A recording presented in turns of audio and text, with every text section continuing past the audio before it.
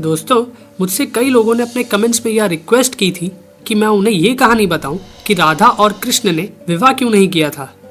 दोस्तों, ये कहानी को ढूंढ पाना मेरे लिए बड़ा ही मुश्किल हो गया था, पर मैंने इनकी जो कहानी ढूंढी है उसे मैं अपने इस एपिसोड में आप सभी को दिखाने जा रहा हूँ। दोस्तों, आप लोग ये तो जानते ही हैं कि भगवान विष्णु जी इस पृथ्वी पर बार बार अवतार लेते रहते थे। इस कारण उनकी पत्नी देवी लक्ष्मी जी की भी यह इच्छा हुई कि वह भी भगवान विष्णु जी के साथ पृथ्वी पर अवतार लें और भगवान विष्णु जी के साथ उनके धर्म के कार्य में उनकी सहयोगी बने। इसीलिए त्रेता युग में भगवान विष्णु ने जब श्री राम का अवतार लिया तो देवी लक्ष्मी जी ने देवी सीता के रूप में पृथ्वी पर जन्म लिया था और उसके बाद देवी लक्ष्मी जी द्वापर युग में फिर से देवी रुक्मणी के रूप में भगवान श्री कृष्ण जी के साथ पृथ्वी पर अवतरित हुई थी। दोस्तों, द्वापर युग में देवी लक्ष्मी जी ने रुक्मणी जी के रूप में विदर्भ देश के राजा भीष्मक के यहाँ उनकी पुत्री के रूप में जन्म लिया था। रुक्मणी के जन्म से राजा भीष्मक बहुत खुश हो गए थे, परंतु रुक्मणी के जन्म के कुछ महीने बाद ही एक पूतना नाम की राक्षसी रुक्मणी को मारने के लिए राजा भीष्मक के महल में आ गई थी। दोस्तों, ये पूतना वही राक्षसी थी जिसने कंस के कहने पर भगवान श्री कृष्ण को बचपन में अपना जहरीला स्तनपान करवाकर मारने की कोशिश की थी, परंतु वह राक्षसी भगवान श्री कृष्ण के स्तनपान करने से मृत्यु को प्राप्त हो गई थी। राक्षसी पूतना ने अपने उन्हीं जहरीले स्तनों का पान रुक्मणी जी को भी कराने की कोशिश की थी, परंतु देवी रुक्मणी ने उसकी बहुत कोशिश के बाद भी उसका स्तनपान नहीं किया था। दोस्तों, पूतना जब देवी रुक्मणी को अपने स्तन का पान कराने का असफल प्रयास कर रही थी कि तभी कुछ लोग महल के अंदर आ गए थे। अचानक लोगों के इस तरह आ जाने के कारण राक्षसी पूतना देवी रुक्मणी को लेकर आसमान में उड़ गई थी।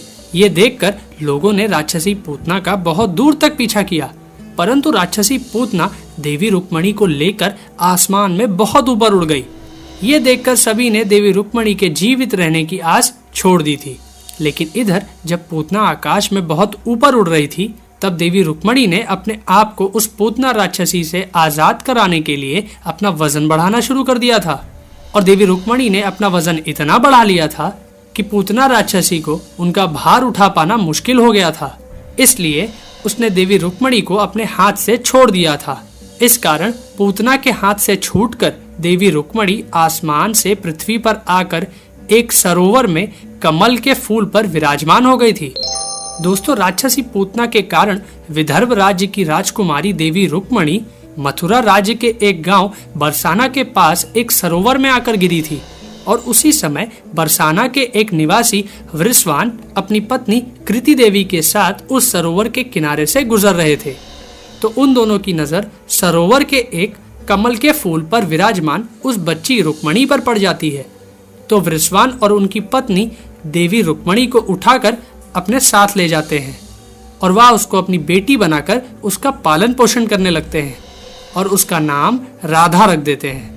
राधा जी जब बड़ी होती हैं तब उनकी मुलाकात होती है गोकुल के भगवान श्री कृष्ण से।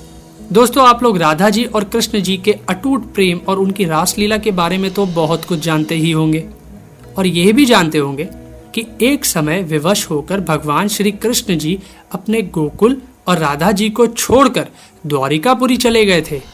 तब भगवान श्री कृष्ण जी ने यह सोचा था कि वापस आने के बाद वह अपनी राधा के साथ विवाह करके उन्हें अपनी पत्नी बनाएंगे, परंतु उनके जाने के कुछ समय बाद ही विदर्भ राजा भीष्मक को यह पता चल जाता है कि राधा उनकी पुत्री रुक्मणी है।